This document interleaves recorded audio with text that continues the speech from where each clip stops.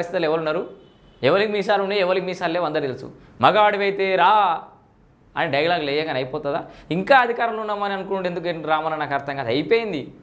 సిరిసిల్లకు ఒక ఎమ్మెల్యేవు, తర్వాత ఎమ్మెల్యే గడు ఉంటావో ఊడతావో తెలియని పరిస్థితులు నువ్వు పోయి ఇక నియోజకవర్గంలో 4 మంచి పనులు చేసుకో. ఆ కేకే మహేందర్ రెడ్డి మొత్తం తిరుగుతా ఉన్నాడట నీ ఊళ్ళే.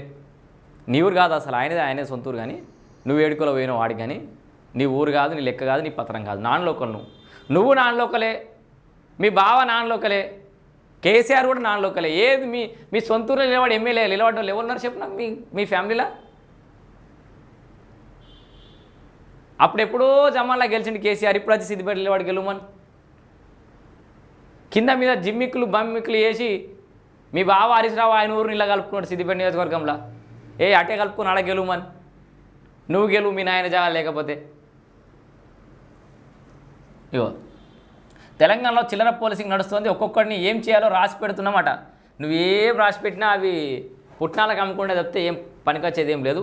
పుస్తకాలు వేస్ట్, ఆ వైల్ వేస్ట్ అయిపోతే పెన్నులలో ఇంకులు వేస్ట్ అవుతాయి అనవసరంగా. అదేమో రాసి పెట్టుకోవడం. మరి ఏం పని ఉంది ఇప్పుడు? ఖాళీగా ఉన్నారు, రాసి పెట్టుకోకపోతే ఏం చేస్తారు?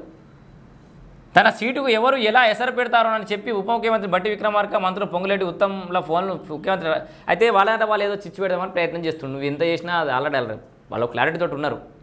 ఈ 5 ఏళ్ళు అయితే మనం ఏం చేయలేము అనే ఒక క్లారిటీతో అవుతున్నారు. నీ కుటుంబంలో కూడా అంతా రచ్చరచ్చ అయిపోయింది. నీ చెల్లె నువ్వు చెప్పినట్టు వింటలేదు.